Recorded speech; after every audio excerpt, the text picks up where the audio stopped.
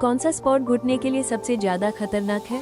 जैसा कि आपने पूछा कि कौन सा स्पोर्ट्स घुटने के लिए सबसे ज़्यादा खतरनाक है, अगर देखा जाए तो ऐसे कोई भी स्पोर्ट्स घुटने के लिए खतरनाक नहीं है, पर उसमें एक कहना चाहिए एक शर्त होती है। शर्त कैसे है कि आप कंडीशन कह दीजिए, क्या कंडीशन है कि आप कोई भी स्पोर्ट्स खेल रहे हैं, एनी स्पोर्ट्स, तो आपको 4-5 चीज़ों का ध्यान रखना है। पहला चीज़, आपको प्रॉपर मसल स्ट्रेचिंग एक्सरसाइज करनी है, मसल्स को स्ट्रेच करना है, यानी कि बॉडी में लचीलापन होना चाहिए। दूसरा चीज़ है, मसल स्ट्रेचिंग के बाद क्या होता है, स्टेमिना।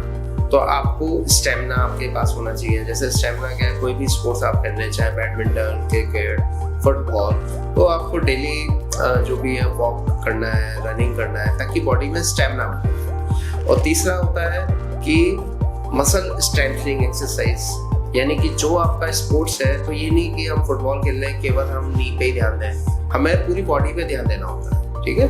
तो उसे बोलते हैं core muscle strengthening exercise. Core muscle का मतलब क्या है, फ्रंट साइड की मसल्स और बैक साइड की मसल्स दोनों को स्ट्रॉन्ग करना है। और नी तो ऑफ कोर्स जब फुटबॉल खेल रहे हैं तो नी तो स्ट्रॉन्ग होना ही चाहिए। ऐसी बैडमिंटन है, तो बैडमिंटन में ये नहीं कि सिर्फ शोल्डर की एक्सरसाइज करें, हमें पूरी बॉडी को, बैडमिंटन में तो आपका नी भी यूज हो रहा है, सारी चीजें यूज हो रही है, ठीक है। शोल्डर आपका सबसे ज्यादा यूज हो रहा है, पर नी भी आपका इस्तेमाल होता है। तो कहने का मतलब है मसल स्ट्रेंथ एक्सरसाइज बहुत इंपॉर्टेंट है। इसके अलावा जब भी स्पोर्ट्स खेलने जाएं तो वार्म अप करें। तो वार्म अप का मतलब क्या है कि जब स्पोर्ट्स खेलने आ रहे हैं, ये नहीं डायरेक्ट खेलने चले गए, तो आपको कुछ टाइम के लिए अपनी बॉडी को वार्म अप करना होता है। वार्म अप का मतलब क्या है, लाइट एक्सरसाइज, कुछ हल्का सा वॉक करा, रनिंग किया, ताकि बॉडी थोड़ी वार्म अप हो। और सबसे इम्पोर्टेंट है, जो रेगुलर स्पोर्ट्स पर्सन नहीं है, मान लीजिए जो संडे खेलते हैं या फोर नाइट खेलते हैं, यानी कि जैसे कि 2 हफ्ते में एक बार खेलते हैं या महीने में एक बार खेलते हैं, तो